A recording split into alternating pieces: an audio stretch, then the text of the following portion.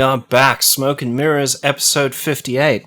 Some nice little facts about the number 58, and it fits in quite well with us. So, the number 58 is the sum of the first 7 prime numbers, and it's a Smith number. Very good. You know, very good there, dog. We fucking rep it. How are we today, facts big dogs? On crisp. All facts, no memo, my guy.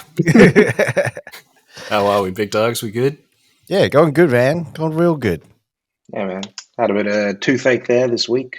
But, yeah, on antibiotics now, so it's kind of feeling better. Jesus. Just antibiotics hit hard? Money. Yeah.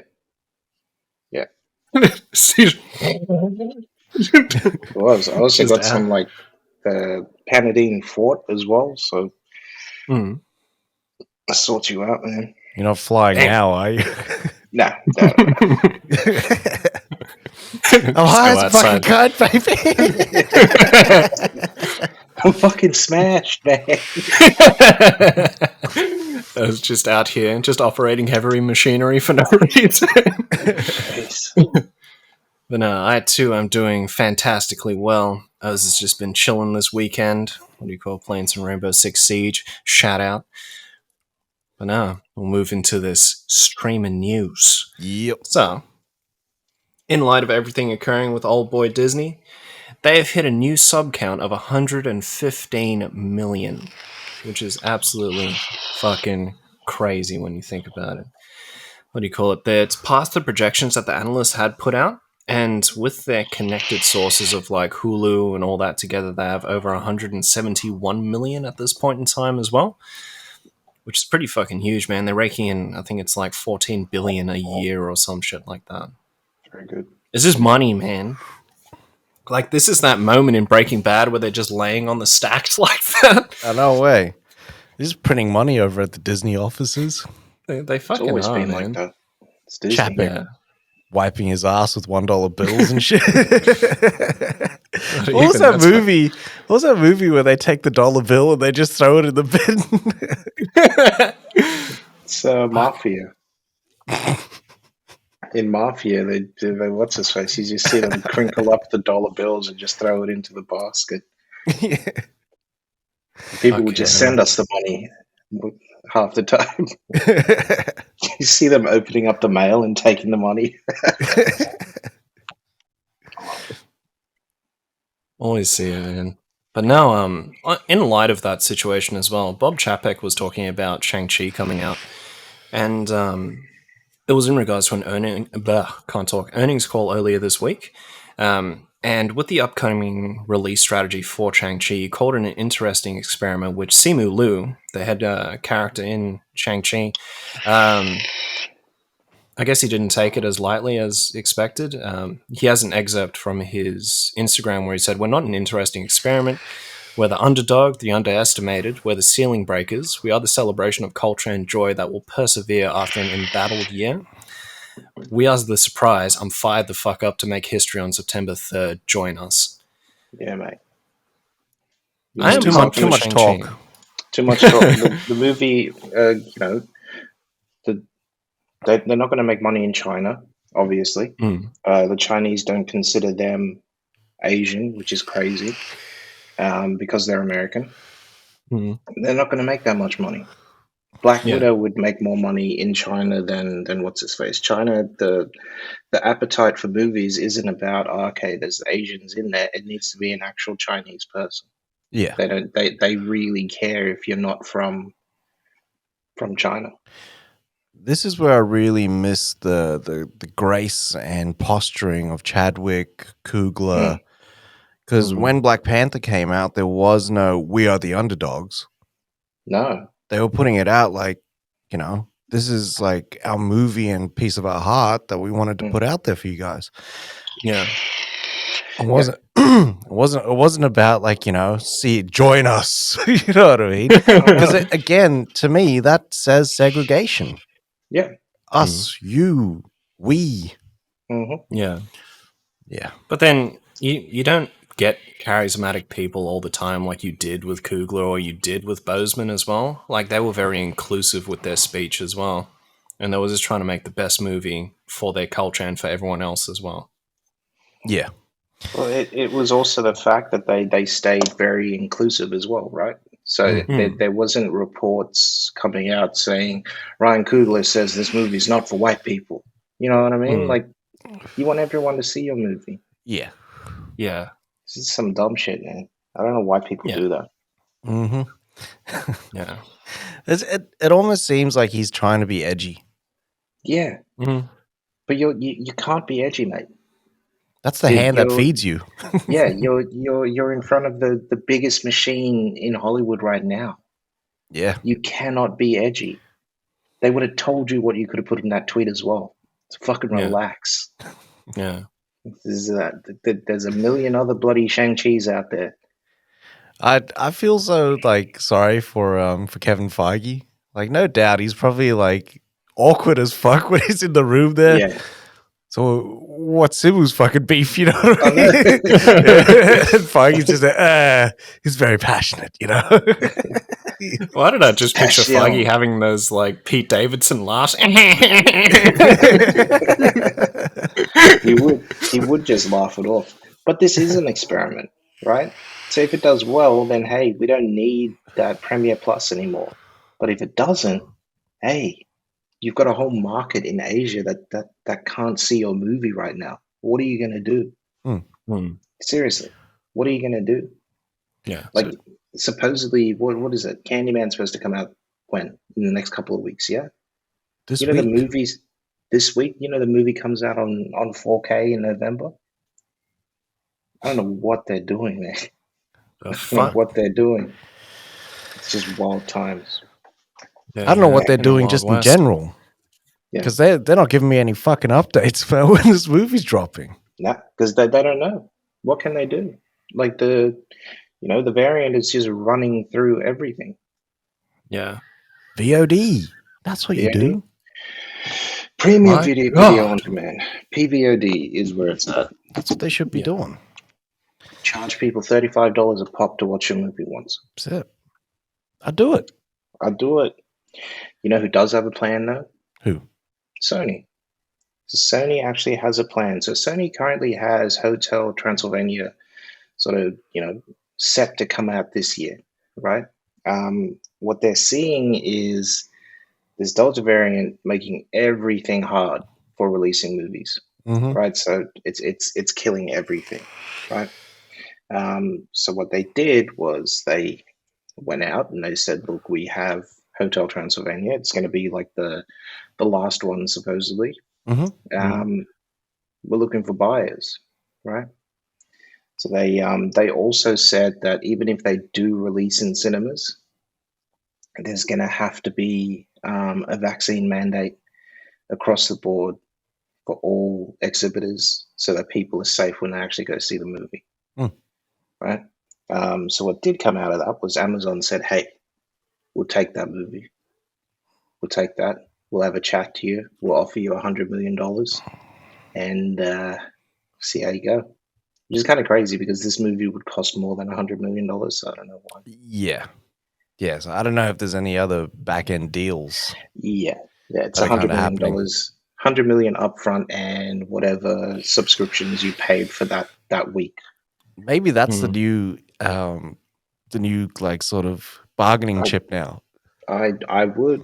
Why wouldn't you? That's like, if I can take a piece of, if I'm a giant star and they say, hey, you're playing Vegas now for the next week and we'll pay you, 5% of what the casino makes. You know what I mean? And if that casino is connected to a hotel as well, I make 5% of that as well.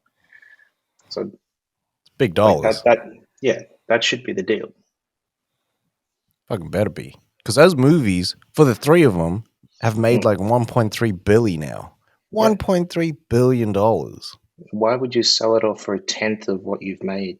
Yeah. It's wild. But yeah, we'll see how that goes. That's how. Well, this is only because Sony doesn't have their own streaming service. Yeah.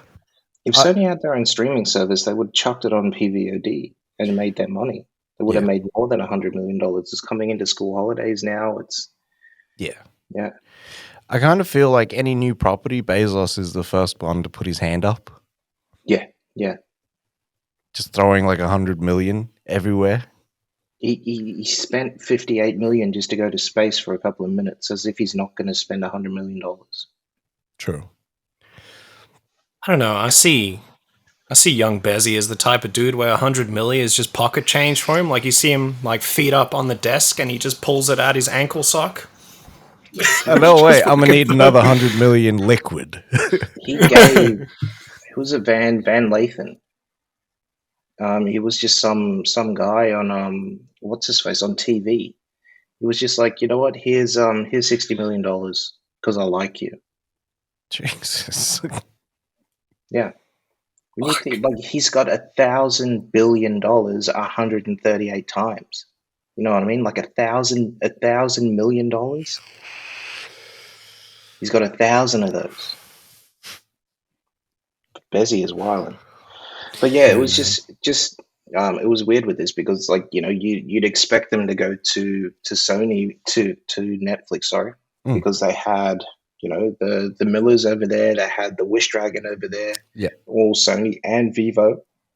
Yeah. So it was just weird that they didn't go with Netflix for this release. Yeah, that is weird. I think Netflix also have the first window as well. Yeah. But maybe they decline. Maybe it's not doing too well. True. Yeah. I don't know. Maybe they just don't have like a space for it as well. Oh, the Millers killed it over there. Oh yeah, big time. And same with Vivo. And that Wish Dragon. So Kevin Hart and Mark Wahlberg are teaming up. I think this is the first team up that they've ever done. Yeah, ever. For the guy that did Night School, directed Night School, he's doing this movie called Me Time. And it's Kevin Hart's character. He's always working, he's doing something, but then his missus takes the kids to another state to go visit their relatives, and he's at home by himself.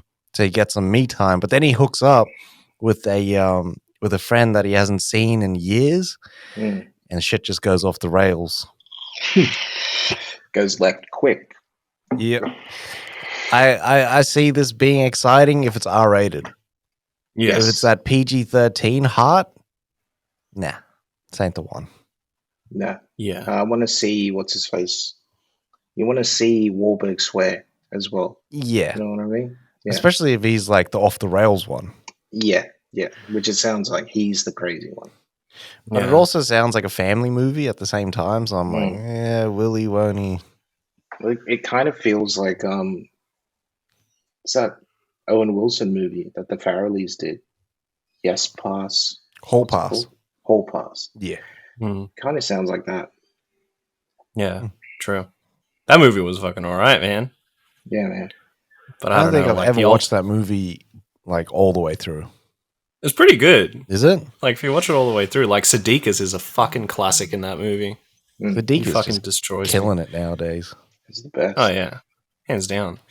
What do you call it? I don't know. The best duo for me, like, as of recent, besides of course, like, you know, Ferrell and John C. Reilly, is fucking Ferrell and Wahlberg and the other guys. That shit was crisp. That shit was nice. Like, if they did another one of those, fuck, I'd die. But it needs to be R-rated. Yeah. Like, I need to see some crazy shit from Ferrell and Wahlberg at the same time. I know. Wahlberg's like doing well in his comedy bag. Yeah. He does. He does really well. He's really good at what he does. Like, but I can't take him seriously in fucking serious roles. Like Infinite throws me off every time. Because he's always so surprised. Like, oh my god, a window. This sword has been folded 1,000 times. I know. Fuck out of here. But staying on that, I guess the buddy cop like duo films, we've got Sterling K. Brown and Randall Park, and they're teaming up for like this 48 hours style comedy action movie. They're saying 48 hours style, which I'm kind of cool with, but I'm also getting some Rush Hour vibes from this as well. Yep. And the gist of it is that there's these two like long-term friends. They've known each other since they were kids, and then they end up like not seeing each other for a while, and they end up on both sides of the law. But now they have to team up and then take down this criminal enterprise after they've been framed, and they got to work out what the fuck happened there as well. Like, I've seen Sterling K in his comedy bag, and he's pretty good. And Randall Park, of course, as well. But I like to see where this goes, because it sounds really interesting, and it sounds like it could be hilarious as well. And I'm hoping this is R-rated. It's done by same guy who did Wu-Tang and American Saga, Alex Say. So I'm interested about this as well. Quite a good pedigree there. Yeah. I'm and hoping. This is all set up Go on. Sorry, Don, you go. I was going to say it's just set up at Amazon Studios. I'm hoping that this is it's Park. That's the it's not the straight guy. Same. I hope Sterling K. Brown's the straight guy, and then Randall Park is the crazy, like sort of con sort of character. If this plays out like every cliche sort of team up movie with like someone on both sides of the of the fence, they're both going to get a chance to play crazy. Yeah. And straight. Yeah. And Sterling K. Brown needs to do like martial arts, and Randall Park needs to be like, I don't know how to fight at all. Yeah. Oh man, that'd be so good. It's really good. All right, so we got news that AMC is setting up plans for an adaptation of Anne Rice's book, Lives of the Mayfair Witches, right?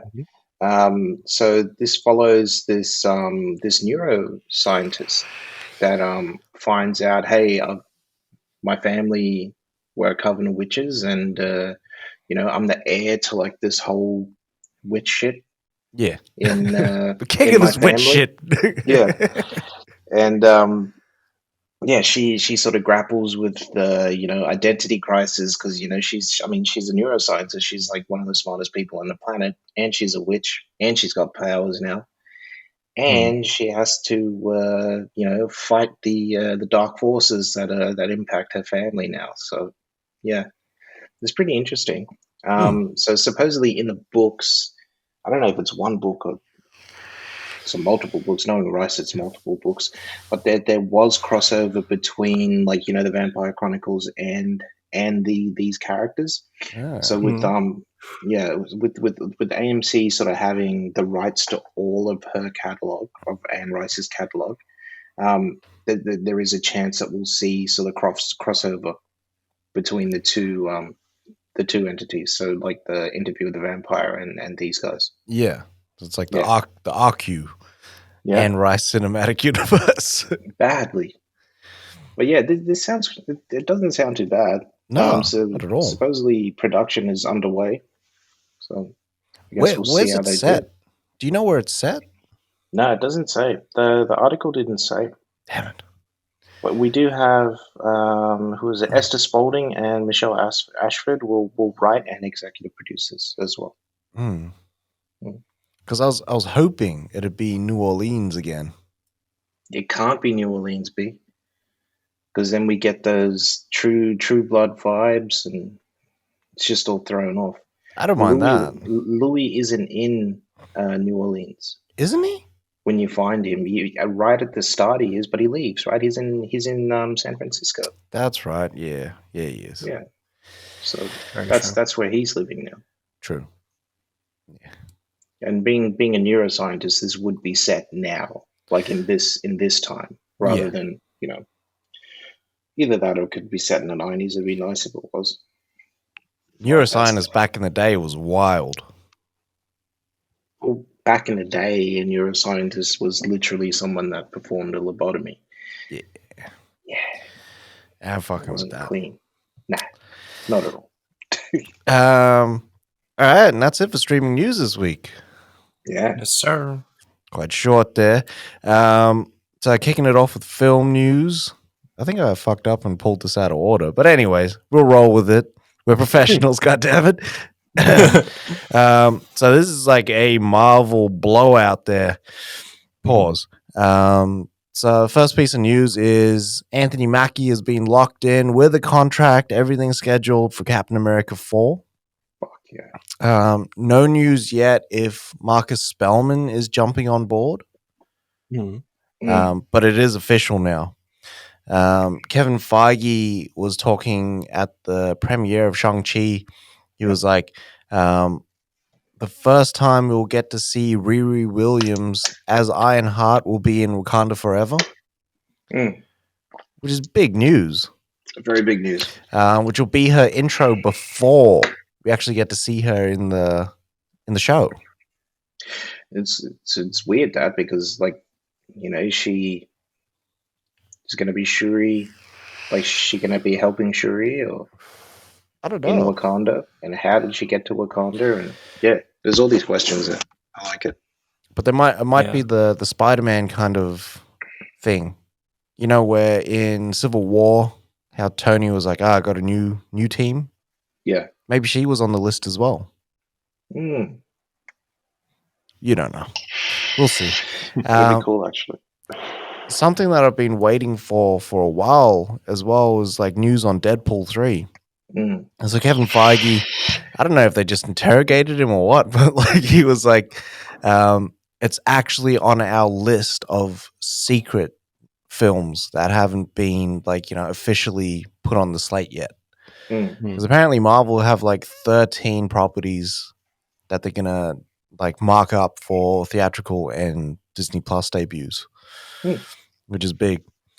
And then the last piece of Marvel news there is Feige was also talking about the Eternals. And they asked him, could it be a Disney Plus release? And he said, look, at this point, we don't know. That was last week, I'm pretty sure, with the Delta variant getting more aggressive. That shit's going to change really quick. So Shang-Chi will be the experiment. As much as they, Simu, denies it, it will be. Because if it doesn't perform in that spot, there's no way it's going to perform in November. Eternals is going to perform. We saw what the world was like last year in November. That's what it's going to go back to. Yeah. And in the States, November is getting colder. Yeah. Whereas they're going into their flu season. Yeah. Whereas we're getting warmer. Getting warmer now, baby. I know. Really nice outside today. Weather is beautiful today. And that's it for film news this week. Yeah. Very light. I know. For now. But later on, it's going to get pitch black once them awards movies, them horror movies start coming out. But now it's time to fan the hammer, big dog. Gotcha. This is the only details that we got. So when you are ready, let us have it. Pause. No worries. Alrighty. So starting off with said fanning, we have Billy Zane. He will be introduced as the villain in the new MacGruber show, showing up on Peacock with a music name much like Cunth. It is Enos Queeth. The Witcher Blood Origin, I believe it's the prequel film that's coming out, or a side story, has filled out their cast as well. We have Samantha Mathis and Henry Thomas to join the Pet Sematary sequel that no one fucking wants.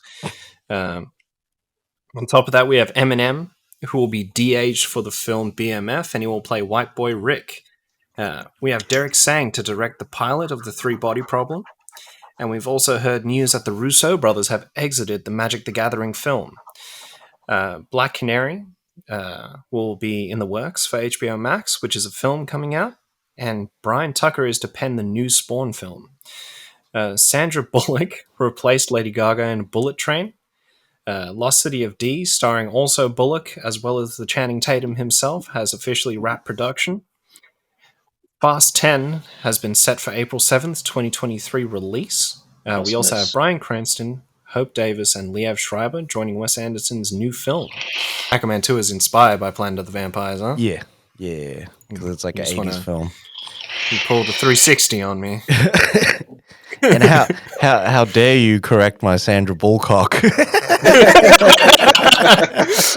Fuck, I had big smirks when I was trying to say it. Shit, Bullock is appearing twice on the old fanning list. Mm. Yeah, I have to fan myself whenever I see her in Speed, man. She's fanning the Please. While you were sleeping, excuse me. I have an illness. No, that is it. The hammer has been fanned. Very good, has been BD. Smelted. Jeez. All right. Let's hit up the movie trailers there. So we start off with small engine repair. Mm. This one looks pretty cool. Looks like a couple guys. Dude comes back from, I believe it's prison, and he's got a small engine repair store. And one night he just chooses to hang out with the boys, who have the illustrious John Bernthal with as well as what's Nucky Thompson's brother's name again? Shea Wiggum in there as well. And it looks like they're having a good ass time, just chilling out, reconnecting. And then main character comes through and he says someone else is coming over, and then it just shit goes real south from there, and it turns into like this thriller type film.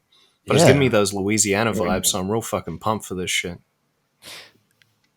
Is that his daughter's boyfriend? And is his daughter knocked up? And that's why he's going to kill this fucker? Because she's going away to college. Fucking feels like it, man. I don't know if it sounds like he was abusing her or something like that. Yeah. So he's getting in his revenge bag. I love it. Fuck. This looks really good, man, because he just comes out of prison, you know what I mean? He obviously had this small store.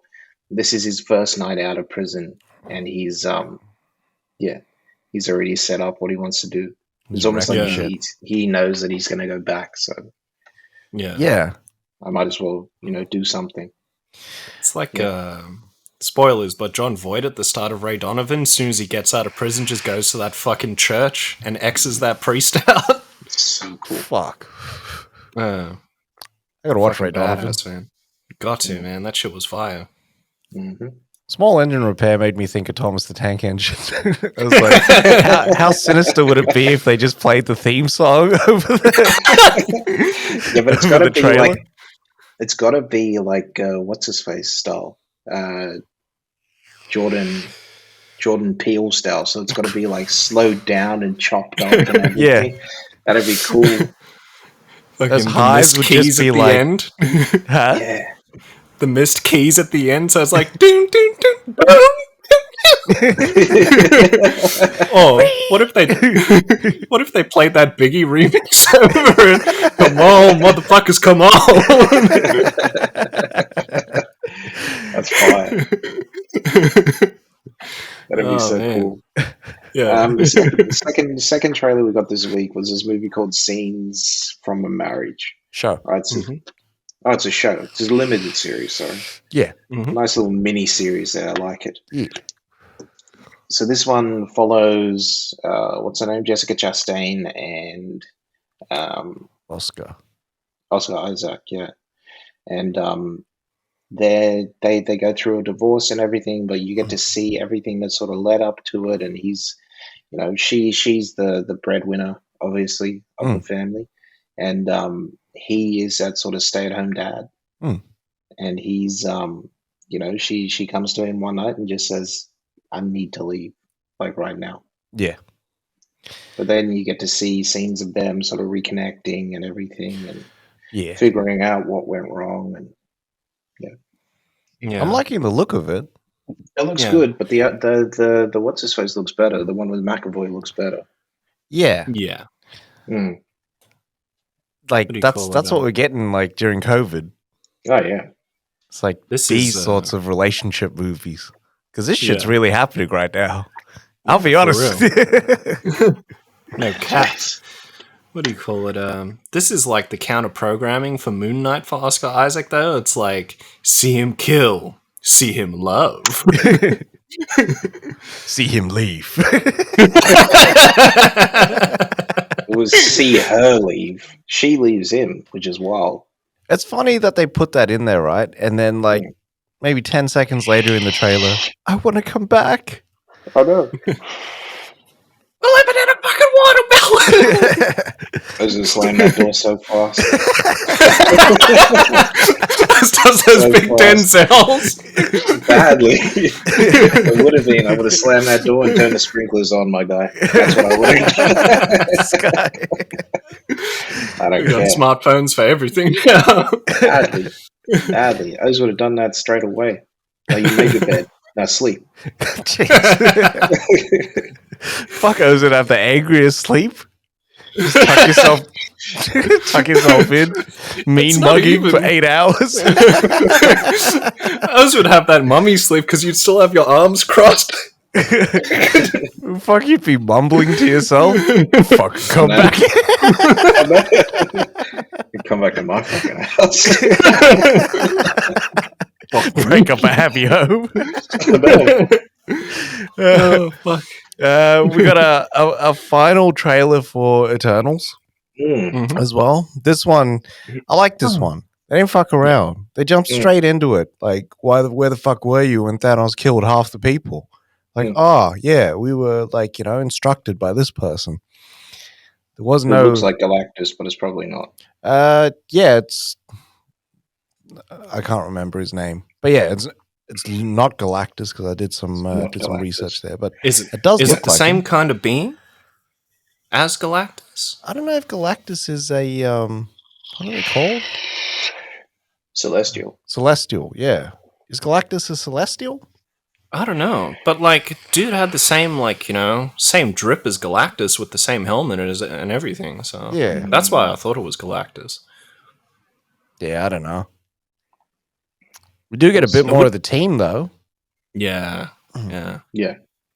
Like I found the first trailer was like the setting up the tone almost, and then this trailer was like, here's the spectacle. Yeah. The first trailer was the artsy trailer. Look, we made a movie. We made a piece of art. Yeah. Come see our movie and we'll get Oscars. Fuck out of here, man. People don't want to see that shit. How much do you reckon Marvel paid the Academy to give Chloe Zhao the award? A lot. Because they've been working on that fucking like dissolve onto the screen with the lettering like Academy Award winner Chloe Zhao. But we all know it wasn't that they paid them; they were donations. Badly. Water down the donations. Donations. Yeah, like first trailer's art. The second trailer, you just see mad laser beams coming out of Richard Madden's eyes with his native accent as well, which I I'm like happy that. with. Yeah. I like that. I also liked how they built it up. Like, we've loved these people since we've been here for millions of years or thousands of years. And we've loved them from day one. Like, they mean a lot to us. So the stakes is pretty quite fucking high. Yeah. This is probably like the vibe that I got from it was that they love these people so much, and it hurt them that they can't just step in when they can because they've been given orders. But they don't want that same shit to happen again after what happened with Thanos, where they saw like the people they love just disappear. So now they actually come out, step through, and actually take care of business. Yeah. I like the what's his face as well. Like, some of the imagery looked mad. Like, them in that cave, even though it freaked me out, like the little crevices and stuff like that look disgusting, but like it looks mad. Does look good. And it looks like they're the only Eternals that haven't been back. Yeah. Yeah, they've stayed on Earth. Yeah. They didn't go back to the planet. Their planet. Yeah. Definitely. And I love as corny as it was, but when the smoke comes out when they're outside and you see them all start walking out like that. Yeah. That shit was kind of cool to me. Yeah. And then the comedic moment at the end with Madden and Tyree. Yeah. Bet you this whole safe house was made. This is probably vibranium. All edition. All edition. His comic delivery is on point, man, every time. Yeah. Tyree is the gay character in there, though. Is he? Yeah. Yeah. Well, it doesn't look like he's playing it over the top. You know what I mean? Like a stereotypical gay person. Fucking better not. They did that. I hope they cancel that motherfucker. Yeah. What do you call it? We also get our first look at... Oh, sorry. You go, BD. Oh, sorry, Big Dog. What do you call it? You good. I feel like this trailer was released in reaction to the first trailer, though. Yeah, that's all I was going to say. Sorry. No, you're all right. Well, the first one, I kind of... Like, it was my first look at the Eternals. You know what I mean? So I was like, okay, cool. But now this one's actually ratcheting up the excitement. Yeah. And I was like, I'm actually excited. Yeah. Hell yeah. What was I going to say? We got our first look at Kamal Angiani as well with his pistol fingers. Pistol Pete. Yeah. And the action actually does look pretty cool. Yeah. You know what I can do without though? Like really? What? Yeah. It's Jolie. I don't need Jolie in I this know. movie. Like, why is she in there?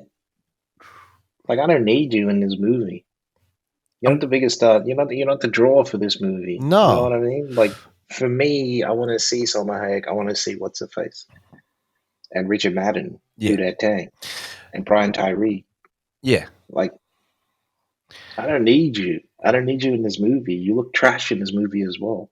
I kind of felt like she was intruding.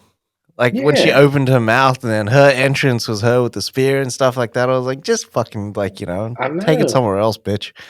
I know. You take that shit and you run it down the road. Badly. As soon as I saw it, it was straight away, we don't believe you. You need more people. That's all I heard. I was like, I don't believe you, man. Now you want to get on the Marvel train. Badly.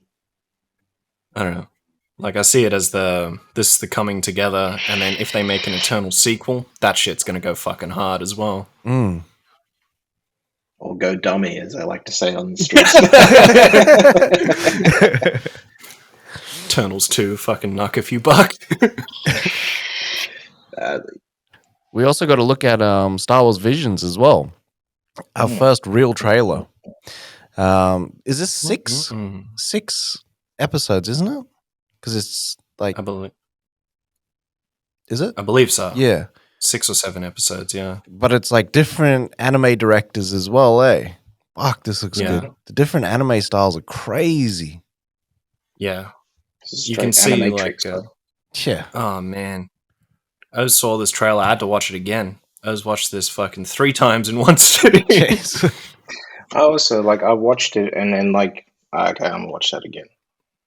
Yeah. Had to, man. Like, it's like, this is the animatrix that I needed in my life, you know? Where it's just fucking different stories with different fucking production qualities behind it. Like, we got our Studio Ghibli-esque fucking Star Wars story, but we also have our more old school fucking hand-drawn, like, painting like fucking anime as well. But I was talking to my mate about this, and I was like, this is what we like. This is the thing we needed. Like, so many people talk about it, like that samurai lifestyle for a Jedi. Yeah. And how that would look. And seeing that now, I'm just like, this is exactly what I imagined for the universe, too. Big time. Yeah, I like that they're infusing it with the Japanese culture, too. Yeah. Yeah. It's going to be fucking fire. I'm glad that they didn't overshow a lot of the different things, though, like different segments and different episodes. It was just enough to kind of get me to go, all right, cool. Like, I'm in. Now, don't show me shit until you release this. When's it dropping? Like September 22nd? Yeah. Somewhere around that September mark, yeah. I just can't wait. Getting into Star Wars season soon. Good. Yeah, man, but there's no Mando. It's straight Boba this year. But that's like Mando 2.5. It's Mando Light. But I'm hoping that Boba Show is more flashback and origins and how we got out the Sarlacc pit than like, you know, oh, here's me like ruling Tatooine. Yeah. Like, I was going to say it was just funny seeing Boba in there as well in the trailer. Yeah. That we know of. Like that armor may have floated around before it went to Oliphant as well. Yeah. That is true. Yeah. No, like this shit was my trailer for the fucking week. Like, after seeing this, fucking hell. I just fucking love Star Wars, man. I need this shit in my life 24/7. Is it going to be like Very full on stupid, half an hour episodes, or are they only like shorts, or there's no other details, is there? I'm hoping that it is. I'm hoping that it's sort of like What If is now. Yeah. Right. So it's just 22 minutes, 25 minutes, end to end story. Yeah. That's what I'm hoping for. Same. And that's You never know though, because they have separate studios working on it. It might even be a little bit longer. I'm not expecting anything too crazy, but like if they can put this down to like 30, 35 minutes, and like you said, just end to end for each episode, sick. Yeah, man. It's too much. It's too long, right? Because when you're thinking about it, it's like it's 1 week per minute for an anime show. Yeah. I mean, we heard about Kevin Smith doing his He-Man anime 2 years ago, yeah, and we only got like 5 or 6 episodes this year. I don't know if Disney's been making these O's just work around the clock, but they announced this last year. I hope they went like full on old school anime style though as well for one of them, where they actually paint the negatives. So that's how they used to do it before. They'd actually physically paint that negative. That's mad. Hopefully, that'll be sick, man. I mean, they might do it, but a digital version of it. Yeah, like full Ninja Scroll style. Yeah, that's what I want. That'll be sick. Yeah, that would be fucking cool. That's it for movie trailers this week. That's it. Quite light this week. I don't mind, especially because they was fire trailers. Yeah. Very true. All right, kicking it off with entertainment news there. T-balls. Yeah. So this one's a bit of a tough one. So we lost another legend this week. The man himself, Sonny Chiba. He was 82, passed away from pneumonia, which was allegedly caused by COVID-19. Majority of the Western world knows Sonny Chiba as Hattori Hanzo in Kill Bill, but he is a lot more than that. Internationally, he's been in over 100 plus films, famous for films such as Golgo 13 as well as Shogun Samurai. Not only was he a skilled martial artist, the man was a very big advocate for martial arts in Japanese film and television, and he was part of the establishing committee to make Japan Action Club, now known as Japan Action Enterprise, which helps to actually raise the level of martial arts techniques used in Japanese film and TV. So he was always around, always trying to help out like his culture, his community in regards to just getting more of their culture on the screen when it comes to film and TV as well, which is fucking great. Part of that too is that he is preceded by his daughter and his 2 sons as well as his wife. And it's unfortunate to see him go at this point in time as well, considering he was such a big part of not only like the culture that we were introduced to, but as well as just all around the world. He was just a great dude. First time I ever seen Sonny Chiba was in True Romance. When they go to that, literally, I was just gonna say they go to that kung fu film festival, and they're playing the Street Fighter. I've never actually watched the Street Fighter trilogy. But like he just looked cool on screen, man. Then seeing him in Kill Bill and things come full circle. It is sad that he's like, that he passed away. He's 82. Yeah. But yeah, he's a legend, man. I think now people will kind of discover a lot more of his films as well. Yeah. If anyone hasn't, Golgo 13 and Shogun Samurai, fire.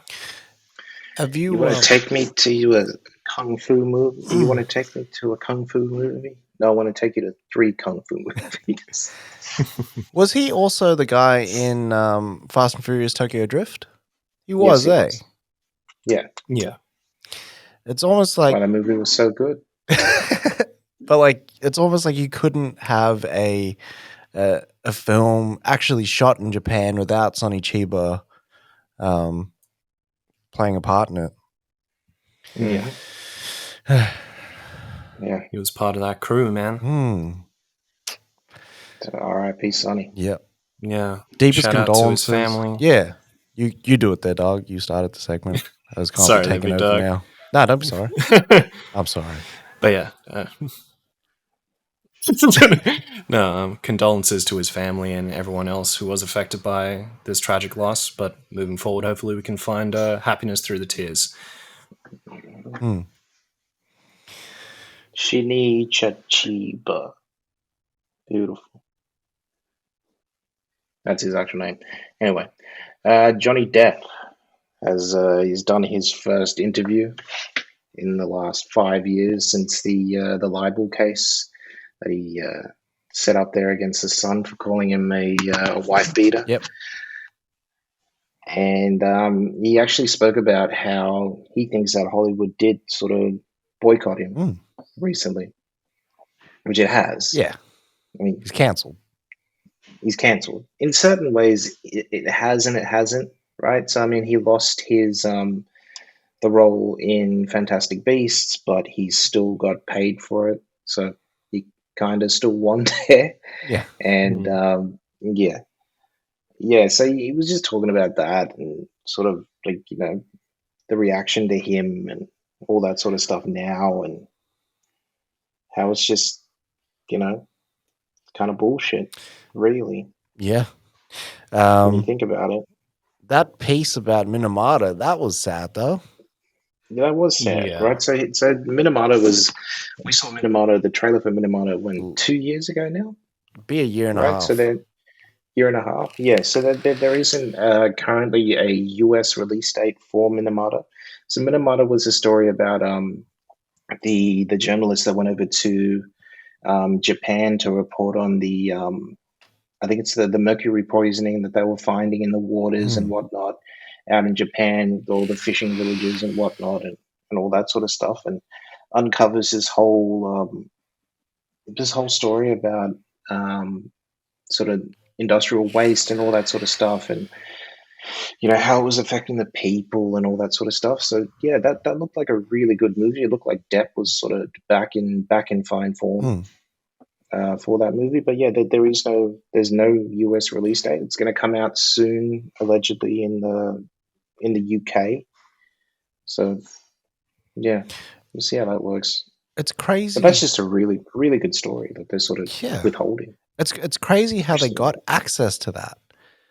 Yeah, because like they actually promised like, hey, this is going to be respectful to the people and of the people that actually suffered through that. And then it turns out that Johnny Depp's the guy that's just going to sink the ship. You know what I mean? They're going to base it like their release strategy on him, not on the story that they're telling. So like when it came down to it, it's all about the fucking money. Yeah.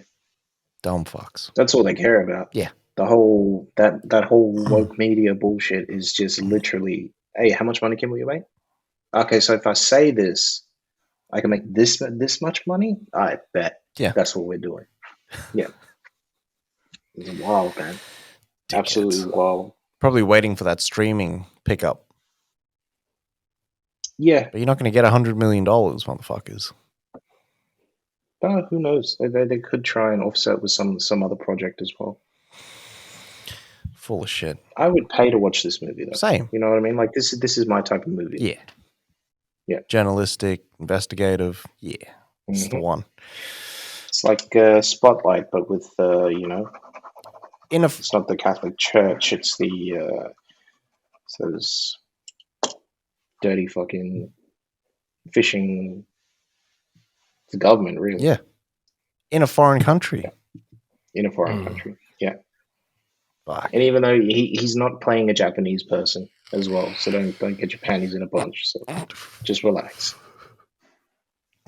Might be dressed a little Japanesey, but you know, he's not. Fucking idiots. Jesus.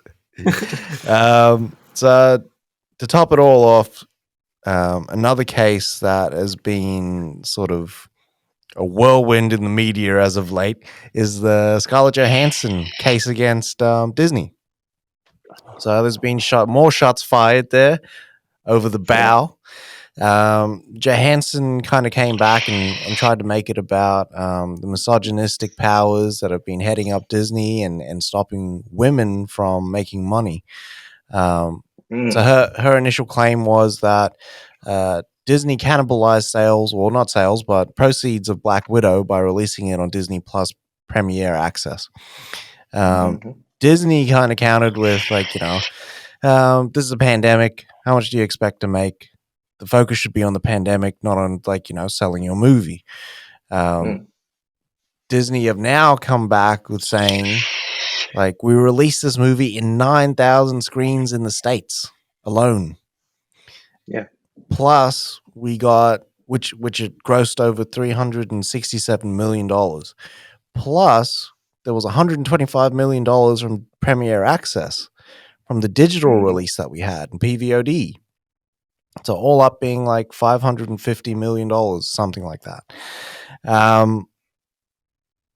So this is so that they can now launch their arbitration case, which will then keep this out of, like, the public courts and will allow them to settle. Which, in my opinion, for professional, like, professional courtesy, you'd want to keep it there. Yeah, in arbitration rather than in the public. Yeah. Yeah. Because someone's likely to lose face, and ScarJo could just drop out from everything Disney, and Disney have a lot of fingers in a lot of different pies and a lot of networks through Hollywood, right? Or Disney could lose face. Again, it'll be the same thing for ScarJo, where she'll kind of get ostracized. Yep. It feels like it came out of nowhere. Know what I mean? Yeah. Like she feels like, go on. Like she just didn't have the conversation with Disney higher ups before she launched the case. She kind of just jumped to conclusions. Yeah. Am I wrong in assuming that? It sounds like someone was in her ear. Yeah, like you could get more money. Her fuckwit husband was probably like, "Hey, I'm done. What about this money?" You know what I mean? Like, that's what it sounds like. Not shitting on the husband at all. No, and like that's like, I don't know, not to shit on ScarJo if she feels that way as well. Like, comes to it, I feel like this is almost like a follow up from, not to say that it's directly attributed to it, but with Ray Fisher raising his hand about injustice in, like, media, she's come through and she wants to raise something as well, which I completely understand. If you feel like something unjust is occurring, then you should raise your hand. But at the same time, it just feels like the claims were based on incorrect information provided and thrown around. And we're not just shitting on ScarJo, like, as a disclaimer. Like, this is all based on the facts that we've received. I also think it's like no one is prepared for the new normal of how they do the splits based on old contracts pre-pandemic. Yeah. So it'd be interesting how it shakes out. I don't have a dog in the fight. Like, I love and respect Scarlett Johansson, and like I'm really liking what Disney's kind of doing in terms of the product that we get to see. Like I don't give a shit because I don't get paid either way. So I do the paying. Yeah, I pay exactly. As I am the consumer. Exactly. So yeah, we'll see how it shakes out there. Yeah, definitely. But that's it for all the news this week. Yes, sir. All right. So we all watched Green Knight and Snake Eyes. All right. Want to start off with the veggies first? The veggies? What was the veggies? Snake Eyes. Ah, yes. What a fucking waste of time. What a waste of talent. It really was. Such a letdown, this movie. I was expecting me out? A lot more. Yeah. A lot more. The first half of this movie was all right. Yeah. At best. And then the last half just fucked it all off. Yeah. It was horrible. Why? God, it pissed me off. Why did they train him in all these philosophical things and then expect him to be a warrior at the end?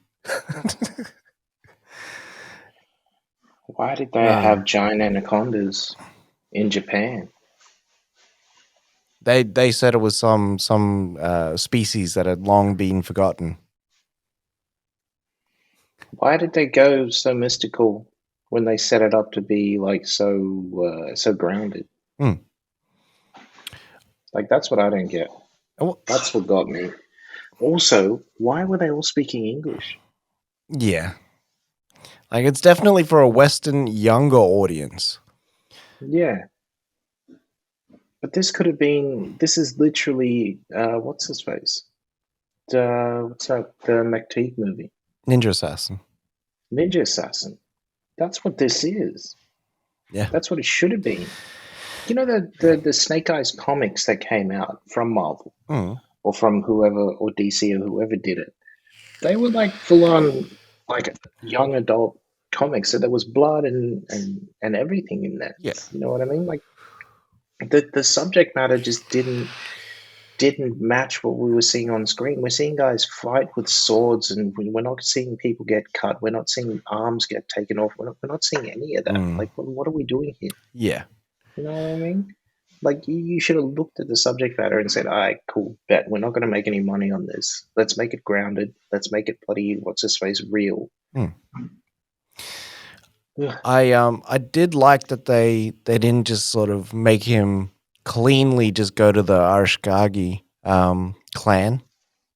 Yeah. Like, he was still betraying them at the same time and in it for him, and then he kind of chose, but it just felt like it came too easy. Like, they forgave him too easy. They kind of just let him off, and like, there was, it just, like, I didn't believe it when he was like, "You're my brother" at the end. Yeah. I was like, yeah. I was like, was what he is though? going on? Like, Didn't and he there was betray you? there was just a lot of cheesy one-liners in that movie as well. Like, the script wasn't believable for what I was seeing on screen. Yeah. And it feels like they followed the script for the first half of that movie, and then they just fucking ad-libbed the rest of it. Yeah. And the action was so dog shit as well. It really was. It hurt me. I couldn't believe this was the same guy that directed Red. Red was more enjoyable. A movie about senior citizens going out there and just wrecking shit was more enjoyable than a Snake Eyes movie. Yeah.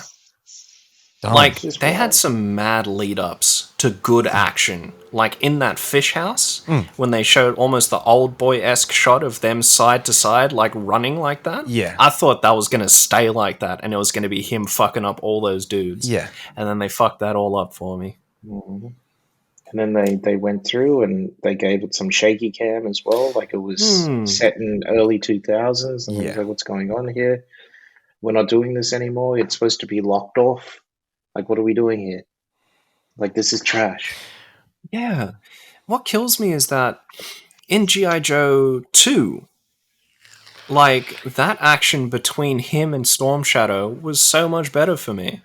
As well as them, like, rappelling on the side of that mountain, fighting all those dudes. Like, obviously the movie was a lot less grounded and, like, more floaty. But this was more floaty as well. But I appreciate Retaliation more. That Snake Eyes was done a whole lot better than this one. Yeah. Yeah. And all he had was fucking big thumbs ups. Like, Yeah. I know. Why? I thought he was going to get slashed across the neck or something, and then he couldn't talk, and then, like, that's just how it was. But no, this Snake Eyes talks. apparently it's a vow of silence. Like, he chooses to just never talk. Pussy. But, like, I could take a vow of silence. But I, like, you know, I want him to kind of, like, I want to see that. Like, I want to see, like, the head of the clan just be like, you should shut the fuck up now. You know what I mean? No. Better wrap that gavel up. Yeah. Less talking, more ninjaing, Snake Eyes. Get the fuck on. I never thought I'd say, like, G.I. Joe, The Rise of Cobra was going to be a better movie than this. Yeah. 2 was definitely a better movie Fucking oath. Yeah. than this. Yeah. 2 was kind of low key fight. Yeah, there's a fight of bits in 2. It's The Rock, man. It's, But they also changed director, and like Channing Tatum wasn't the focus and stuff. You know what I mean? Like, and like on some real G shit, fucking rep your hood, baby. Throw your hood up. Just fade into the background. Big 50s. But like, they actually took the time to flesh out a segment of G.I. Joe Retaliation for Snake Eyes. And it was done really well in whatever like 20-25 minutes they used for it. Yeah. Mm-hmm. And we already had some introduction to Snake Eyes from the first one, so all you needed to know was Storm Shadow's infiltrating the Arashikage fucking clan. You and Elektra got to go in and fuck those dudes up. Fuck them. Even him throwing the ninja stars and Snake Eyes shooting it out the air, fucking slow motion, was cooler than any shit that I've seen in this fucking movie. Yeah. And I really wanted to like Henry Golding, but that guy is not ready for American movies. I'm sorry. No, he's not. That accent kept like peeping its head out. I want a bottle of water. Halo 3 is Halo free. But you know the fuck thing? Dave and I were talking about it last night. Andrew Koji is from the UK as well. Fuck. Born in fucking Epsom, United Kingdom. And when he screams at the end, you can hear the accent coming out. That scream was hilarious. What the fuck? Nah. Oh, fuck. Andrew Koji was definitely the best thing in it. Yeah. I still prefer Lee Byung-hun. Oh, yeah. Don't get me like even started on the love for Byung-hun. That's my bag right there. But no. So good. All right. That shit was ass. What about Green Knight? What do you guys reckon? I feel like I need to watch it again, to be honest. Like, there is a lot to take in that movie. But from what I watched, I enjoyed it, like, for what it was. And I thought it was cool. It was, I don't know, there was a lot of quiet bits, and it gave me some Drive vibes, but at the same time, it gave me Valhalla Rising vibes. But I think it was really well done. Dev Patel fucking kills it. Yeah. And, no, I thought it was good, but I feel like I just need to watch it again to sort of soak it up. I enjoyed it. I probably would never watch it again. It wasn't the movie that for me like rewards repeat viewings or is going to draw me back. Imagery on display was fucking crazy. That was beautiful. Like it looked mad in 4K. I just wouldn't be watching the movie. I'd just have it as a wallpaper or something.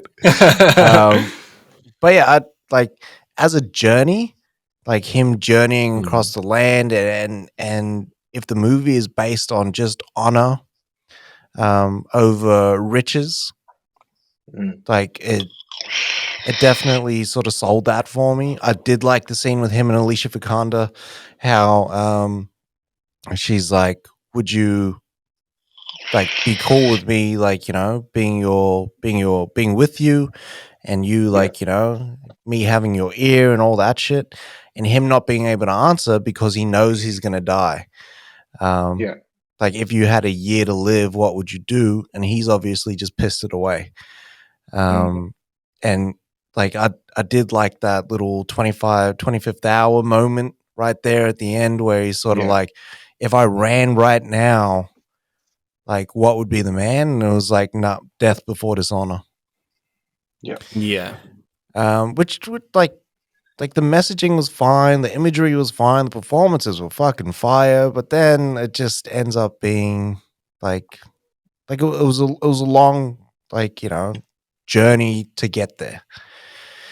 Yeah, it was like long gestating journey. Like almost feels like you could have made this movie into maybe an hour and a half and still get the same effect. But at the same time, like It's an Arthurian tale, and I've never ever heard this one before.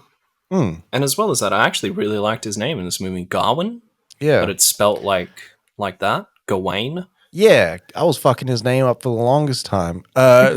Sir Gawain. Bruce Gawain. Gawainka. The Edge, for the little time he was in there, was good as well. Yeah. Who is the Edge? The Green Knight? No, it's Seriously. No, Alfred Innes or something like that. Yeah, it's the guy. Fuck, you know the Witch? It's the father in the Witch. Okay. Yeah. But the Green Knight himself, I really liked. Yep. Yeah. His character was really cool. Yeah. Yeah. Yeah. That's my thoughts there. Yeah. I will watch it eventually again. Like, it is one of those movies that I would like to sit down and watch again. But that's just me. It's mostly because I just want to see it again from a different side. Yeah. But I agree with you, Big Dog, as well. Like, Green Knight was cool. What do you call it? I loved at the end how he kind of knew that he had the sash. And then he just, like, did the off with your head with his finger. It was nice. Did you guys watch the post-credits? No. So post-credits, there's a it's basically just this baby playing with the crown. I didn't even know what it was supposed to mean. Maybe I missed it. I don't know. Or maybe she fell pregnant. Yeah. And like that kid's the heir. Maybe. Could be. All right. Very good. So I watched a whole bunch of movies last week. I watched Needful Things, like I said I would. Always good, that movie. Leland Gaunt is like a really great character. I wish he'd bring Leland back in other books and stuff like that. That'd be cool to see that stuff.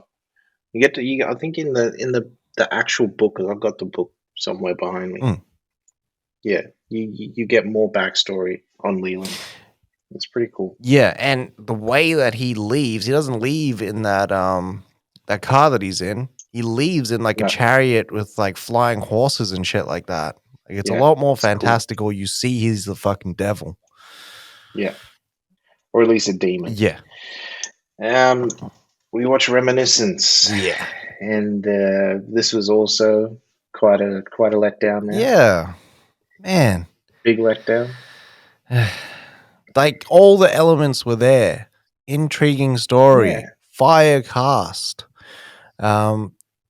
Like behind the scenes, Lisa Joy, Nolan, like creators of Westworld, like it was all there.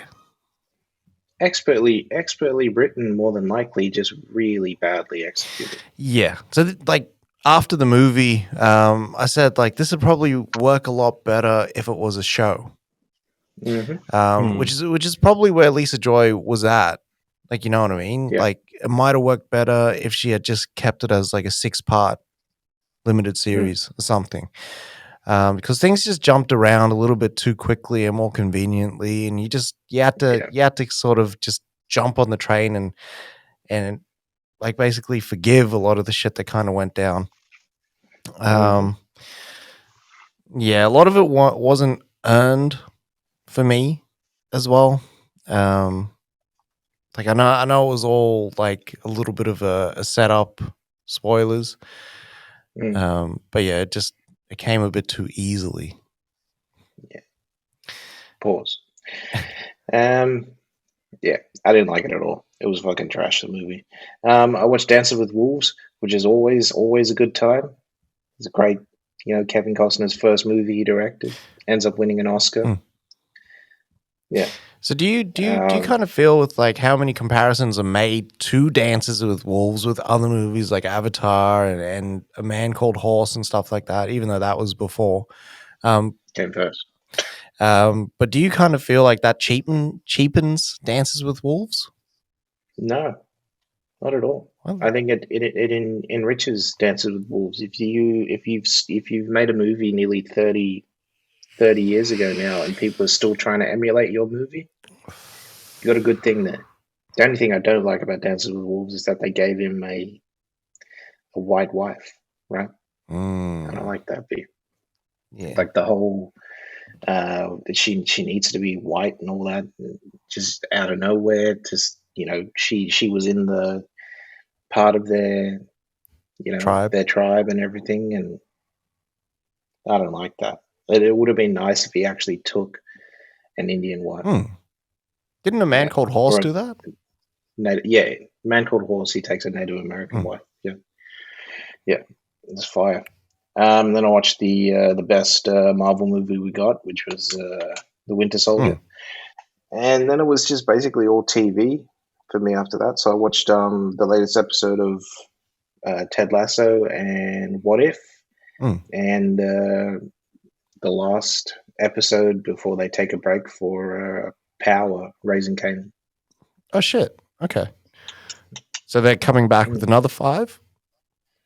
Yeah, they take a break. They usually take about a month break, and then they start off again. Shit, that's weird that they do that, eh? Yeah, I don't like it. Is this going good so far though? Raising Kanan? Yeah, man. I like the stories. The stories is good, and because it's set in the 90s, the music's really bad. Yeah, or at least the 80s, I should say. The music's mad. The fits are mad. Like, it's just cool.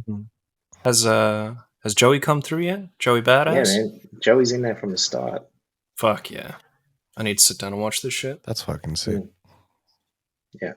Really enjoying it. And like 50 will narrate some episodes and stuff like that, so it's cool. Yeah. Because it's about his character, his younger character back in the day. Yeah. How he got into the drug gang. It's cool, man. That's mad. All right, so I watched. Do you watch anything? You didn't watch anything else, eh, BD? Nah. No, man. So I watched the first 3 episodes of Reservation Dogs, which is fucking fire. That's what I'm hearing. Like it's such a good fit for Taika. The stories that they're telling as well, because you never see Native Americans like the sort of contemporary, just normal everyday life for them. What it's actually like on a reservation. But seeing it and a lot of their culture and what they're about, like it's pretty cool. Even though it's from a comedic standpoint, like a lot of it sort of hits home. I watched Starstruck. So I started it a couple of months ago, and then I just finished it. Like all the shows that I'd started, I was just like nailing them this week. And that was like Starstruck is Rose Matafeo. She's a comic and everything, but in the show she just plays this NZ resident that's moved to the UK, and she's kind of like having like a gap year or something. And then she falls in love with this guy, and he ends up being a fucking like Indian movie star. Oh wow! Yeah. So it's funny, like sort of the conflict that they create through that. But yeah, they ended it. I don't know if there's a season 2 coming out, but yeah, where it ends, it's actually in a good place. It's only like, I think it's like a 22-minute show, and there's only 6 episodes. So I just destroyed them. I watched What If episode 2, which was mad. Fuck, this was a cool episode. That brought so many people back in like the maddest, in different ways. Yeah, in the like, it's such a cool team. Yeah. I'm like, I wish we got to spend more time with Chadwick as well. Like, I wish he had another episode or something. But yeah, it was good. I watched Coda. Coda was good. It was a little bit generic and paint by the numbers in terms of how the story sort of flowed and worked itself out at the end. But like, it still hit, like the emotional beats and stuff. It was so interesting actually seeing the ins and outs of like if you were the only hearing person in your family, and then the different conflicts that they create with like the family needs you to stay because you're like, you can hear and you help us do business. But then you've also got an older brother and he's supposed to be the one that's looking after you and stepping up and sort of taking on more responsibility and the conflict there. So yeah, I liked it. She also says in there, and this was crazy, because she's from like a family that's deaf. When she starts school, she actually spoke like a deaf person. Oh wow! Yeah. So it's like that sort of human like things that kind of hit home. And Brody watched this with me. Yeah. Oh wow! Yeah. So there's a lot of subtitles and stuff like that. He couldn't sleep this one night, so I just said, "Fuck it, I'm throwing it on." He watched it with me, and he enjoyed it. And then he was telling me stuff like the next day. Remember this in Coda? I went back and I rewatched Fright Night as well, the Craig Gillespie version, the remake. I've been wanting to watch that actually. Just hit like hard. Yeah. This movie was fucking mad. I didn't enjoy it like before, but now like I actually really appreciated it. Yeah. And then I finished the week off with Annette. So this is like a experimental. They call them avant-garde, and it just like again, all the elements were there for a great movie. Even if it was a musical, because I'm like, I fuck with musicals. But nah, this was like, it was really boring and drawn out, and it's just a little bit too weird for me. Like the baby that they have is like this doll. You know what I mean? Like they depict the child as a doll throughout its life. Right. Does the doll get bigger and smaller as the time goes along? Yeah. Like it's not a real doll, like it's a child, but like, they show it as a doll. So it was just like, it was a bit too experimental for me. And then the songs, and they're walking, and they're like, "I love you so much, I love you," and they just keep going on and on and on. And it's like a 2-hour 20 movie. No, thank you. Yeah, nah. I cannot survive. I'd watch that if it was like, In the Heights or Hamilton or something like that. Not for something like this. But that's the thing. In the Heights and Hamilton are both over 2 hours, but this felt like you were watching it like we went to the fucking Jehovah's Witnesses convention, all-day convention. Jesus. Where it felt like you were camping there. Did, man. I'd always try to work out when we could actually go home. Yeah. And even when the sun was going down, they were like handing out those little fucking box lunches and shit like that. I know. I don't eat that shit. Take me to McDonald's, man. I know. Donald's. Fuck.